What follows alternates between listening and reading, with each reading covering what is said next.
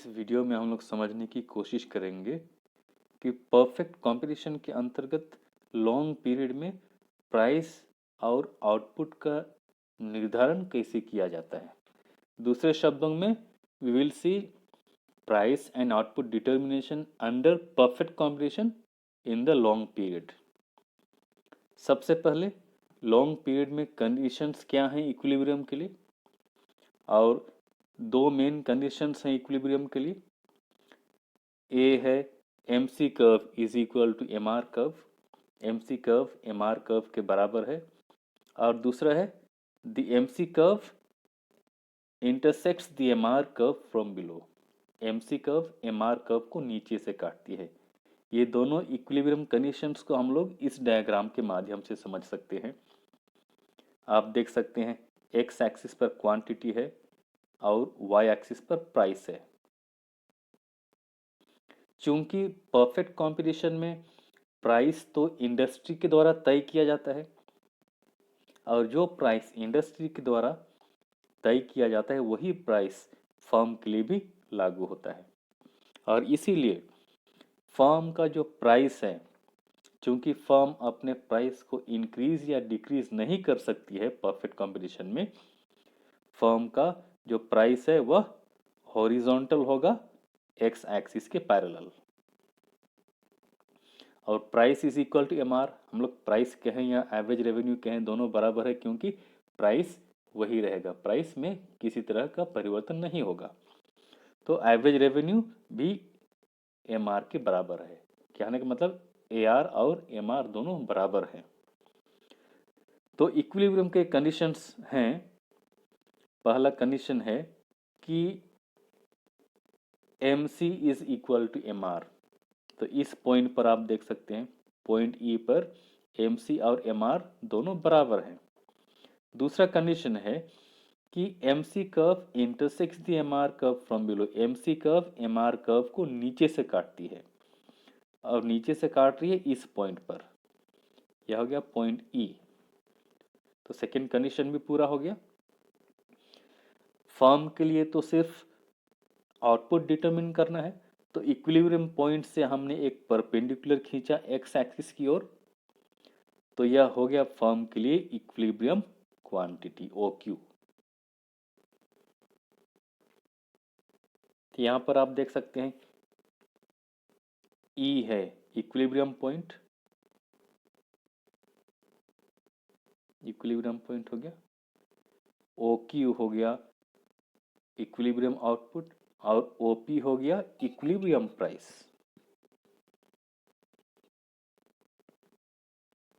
अब long run equilibrium firm का कैसे होगा। सबसे पहले लॉन्ग रन क्या है, लॉन्ग पीरियड क्या है। तो लॉन्ग पीरियड ऐसा समय है जहां पर फर्म को अपने सप्लाई में कंप्लीट एडजस्ट करने के लिए पर्याप्त समय है। तो फर्म डिमांड में जिस तरह से परिवर्तन होता है उस हिसाब से अपनी सप्लाई में एडजस्टमेंट कर सकता है। और चूंकि लॉन्ग पीरियड में सभी फैक्टर्स, जितने भी फैक्टर्स ऑफ प्रोडक्शन है, सभी फैक्टर्स ऑफ प्रोडक्शन वेरिएबल है। तो यहाँ पर फर्म नए प्लांट लगा सकती है, नया फैक्ट्री सेटअप कर सकती है, लैंड एक्वायर कर सकती है, बिल्डिंग इरेक्ट कर सकती है। और साथ ही साथ चूंकि परफेक्ट कंपटीशन में एक महत्वपूर्ण विशेषता है परफेक्ट कंपटीशन का कि there is a free entry and exit of firms, so नए फर्म्स भी इंडस्ट्री में आ सकते हैं। तो जैसे कि मैंने कहा लॉन्ग रन में सभी फैक्टर्स वेरिएबल हैं, सभी फैक्टर्स चेंज किए जा सकते हैं। तो लॉन्ग रन में क्या होगा, फर्म को सुपर नॉर्मल प्रॉफिट हो सकता है, नॉर्मल प्रॉफिट हो सकता है, या तो लॉस हो सकता है।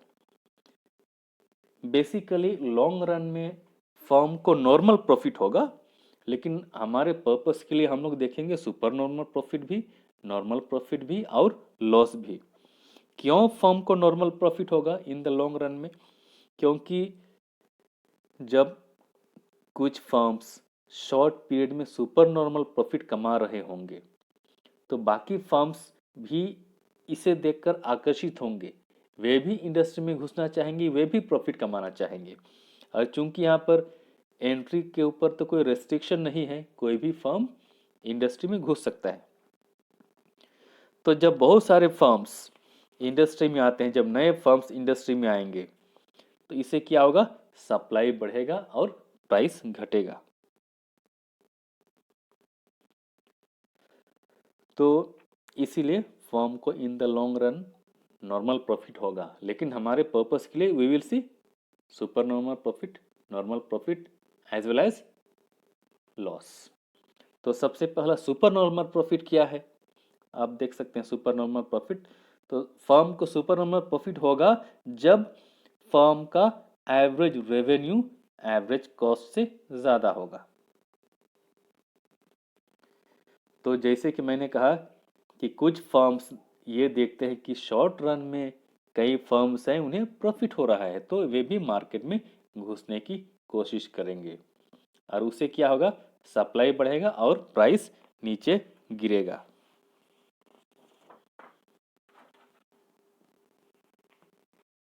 और इस तरह से धीरे धीरे नॉर्मल प्रॉफिट की ओर जाएगा। अब सुपर नॉर्मल प्रॉफिट को हम लोग एक डायग्राम के माध्यम से समझ सकते हैं। इस डायग्राम में आप देखते हैं कि एक्स एक्सिस पर आउटपुट है और वाई एक्सिस पर कॉस्ट एंड रेवेन्यू दोनों हैं। और चूंकि प्राइस तो इंडस्ट्री के द्वारा डिटरमिन किया गया है, इसीलिए प्राइस हॉरिजॉन्टल होगा एक्स एक्सिस के पैरेलल। ये प्राइस हो गया, प्राइस मतलब एवरेज रेवेन्यू, और एवरेज रेवेन्यू मार्जिनल रेवेन्यू के बराबर होगा क्योंकि प्राइस कांस्टेंट रहेगा। तो इक्विलिब्रियम के दो कंडीशंस, पहला कंडीशन है कि M C is equal to M R, इस पॉइंट पर एम सी एम आर के बराबर है। दूसरा condition M C M R curve को नीचे से काटती है, यही कंडीशन यहाँ पर है। तो इस इक्विलिब्रियम पॉइंट से, इस इक्विलिब्रियम पॉइंट ई से हम लोग एक परपेंडिकुलर खींचते हैं एक्स एक्सिस पर, तो यह हो गया फर्म के लिए इक्विलिब्रियम आउटपुट ओ क्यू। तो फर्म को सुपर नॉर्मल प्रॉफिट हो रहा है, हमें यह पता चलेगा एवरेज कॉस्ट से। तो when we bring in average cost here, हम लोग देखते हैं कि एवरेज कॉस्ट कर्व ये इक्विलिब्रियम पॉइंट को यहाँ पर काट रही है, मतलब उसके नीचे से काट रही है। तो जहाँ पर एवरेज कॉस्ट इस लाइन को काट रही है, वहाँ से हम लोग एक परपेंडिकुलर खींचेंगे वाई एक्सिस की ओर। तो इस पॉइंट को मान लेते हैं हम लोग एल, और वाई एक्सिस की ओर जो परपेंडिकुलर जाती है इस और टच करती है वाई एक्सिस को, उसे हम लोग मानते हैं पॉइंट एस। तो इस तरह से हम लोग देखते हैं कि फर्म का एवरेज रेवेन्यू है ओपी, लेकिन एवरेज कॉस्ट है ओएस। तो इस तरह से हम लोग देखते हैं कि फर्म का एवरेज रेवेन्यू ज़्यादा है और एवरेज कॉस्ट कम है, तो फर्म को सुपर नॉर्मल प्रॉफिट हो रहा है। तो यह शेडेड एरिया जो है फर्म का सुपर नॉर्मल प्रॉफिट दिखा रहा है। अगर हम super normal profit per unit पता करने की कोशिश करें तो उसके लिए फॉर्मूला है रेवेन्यू माइनस कॉस्ट। तो रेवेन्यू क्या हो गया, ओपी हो गया, ओपी, और कॉस्ट हो गया ओएस। इसीलिए super normal profit per unit है पीएस, यह है पीएस। तो इस तरह से जो total super normal profit area है फर्म का, वह इस शेडेड रीजन के द्वारा दिखाया गया है PELS, PELS। दूसरी ओर फर्म को नॉर्मल प्रॉफिट भी हो सकता है। यूजुअली फर्म को लॉन्ग रन में नॉर्मल प्रॉफिट ही होता है, जैसे कि मैंने कहा। तो नॉर्मल प्रॉफिट के केस में एवरेज कॉस्ट और एवरेज रेवेन्यू दोनों बराबर होंगे। कहने का अर्थ है फर्म को ना ही प्रॉफिट हो रहा है ना ही फर्म को लॉस हो रहा है। जैसे मैंने कहा पहले, लेट मी रिपीट दैट, जब कुछ फर्म्स इंडस्ट्री में घुसने के लिए आकर्षित होते हैं और इंडस्ट्री में घुसते हैं, इससे सप्लाई बढ़ेगा और सप्लाई के बढ़ने की वजह से प्राइस गिरेगा, और प्राइस तब तक गिरेगा जब तक कि एवरेज कॉस्ट प्राइस के बराबर नहीं हो जाता है। जब यह नॉर्मल प्रॉफिट पहुंचता है तो लॉन्ग रन इक्विलिब्रियम सस्टेन होगा। तो यहां पर इंडस्ट्री इक्विलिब्रियम में होगा जब नॉर्मल प्रॉफिट होगा फर्म को। तो इस केस में फर्म ना ही इंडस्ट्री छोड़ेगा ना ही कोई फर्म इंडस्ट्री में घुसेगा। तो नॉर्मल प्रॉफिट को समझने के लिए हम लोग डायग्राम का सहारा लेंगे, और इस डायग्राम में एज यूजुअल आप देख सकते हैं एक्स एक्सिस पर आउटपुट है, वाई एक्सिस पर रेवेन्यू एंड कॉस्ट है। इक्विलिब्रियम कंडीशंस आप सभी को ये समझ चुके हैं अब तक। तो इक्विलिब्रियम के लिए दो कंडीशंस हैं। पहला condition M C is equal to M R, जो कि इस पॉइंट ई पर है, दोनों बराबर, एम सी और एम आर दोनों बराबर है। Second condition M C curve M R curve को नीचे से काटती है, तो इसी पॉइंट पर नीचे से काट रही है। इस पॉइंट से, पॉइंट ई से हम लोग जब एक परपेंडिकुलर खींचते हैं एक्स एक्सिस पर, तो यह फर्म का इक्विलिब्रियम आउटपुट हो गया। अब सिर्फ हमें एवरेज कॉस्ट को देखना है कि वह कहाँ से गुजरती है, इससे पता चलेगा फर्म को नॉर्मल प्रॉफिट हो रहा है या एग्जैक्टली क्या हो रहा है। तो यहाँ पर एवरेज कॉस्ट आप देख सकते हैं रेड कर्व। तो एवरेज कॉस्ट देखते हैं यहाँ पर एवरेज रेवेन्यू को इक्विलिब्रियम पॉइंट पर टच कर रही है। इसका मतलब कि फर्म का एवरेज रेवेन्यू एवरेज कॉस्ट के बराबर है, यानी कि A R and A C both are equal at this point. इसका अर्थ है कि फर्म को नॉर्मल प्रॉफिट हो रहा है। तो नॉर्मल प्रॉफिट पर यूनिट हम लोग पता करने की कोशिश करें तो उसके लिए एक फॉर्मूला है। फॉर्मूला क्या है? Normal profit per unit is equal to total revenue minus total cost. तो टोटल रेवेन्यू क्या है? ओपी है, और टोटल कॉस्ट भी ओपी है, इसलिए नॉर्मल प्रॉफिट पर यूनिट 0 है। और चूंकि यहाँ पर प्रॉफिट नहीं है, इसलिए हम लोग प्रॉफिट एरिया नहीं दिखा सकते हैं। यह हो गया नॉर्मल प्रॉफिट। अब इन द लॉन्ग रन में फर्म को लॉस भी हो सकता है, और फर्म को लॉस जब होगा उस स्थिति में फर्म का एवरेज कॉस्ट एवरेज रेवेन्यू से ज़्यादा होगा। दूसरे शब्दों में फर्म का एवरेज रेवेन्यू फर्म के एवरेज कॉस्ट से कम होगा। इसे भी हम लोग एक डायग्राम के माध्यम से समझेंगे।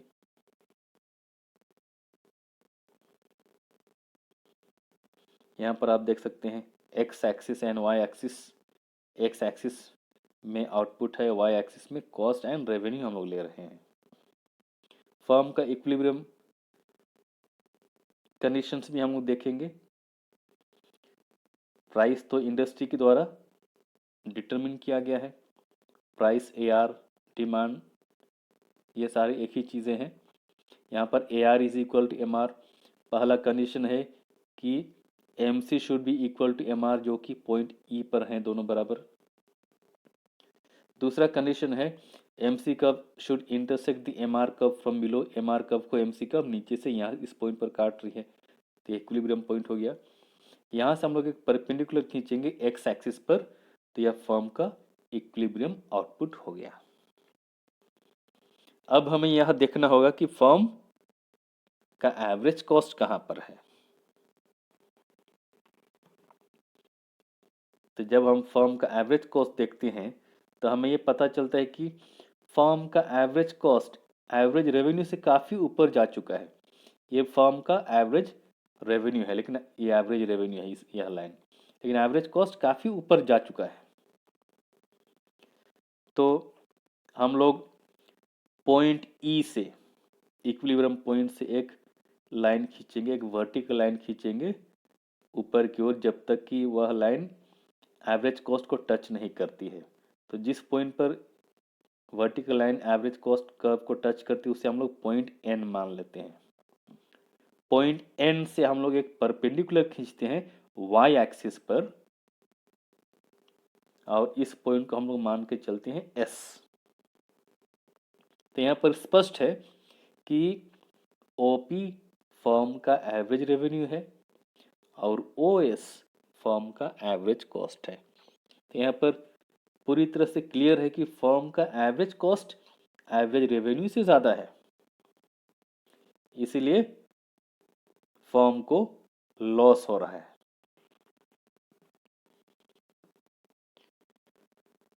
तो जब फर्म को लॉस होगा तो जो छोटे छोटे फर्म्स हैं वे सस्टेन नहीं कर पाएंगे, और जो बड़े फर्म्स हैं अपने प्रोडक्शन को कम करने की कोशिश करेंगे ताकि वे अपने कॉस्ट को मिनिमाइज कर सकते हैं, ताकि वे अपने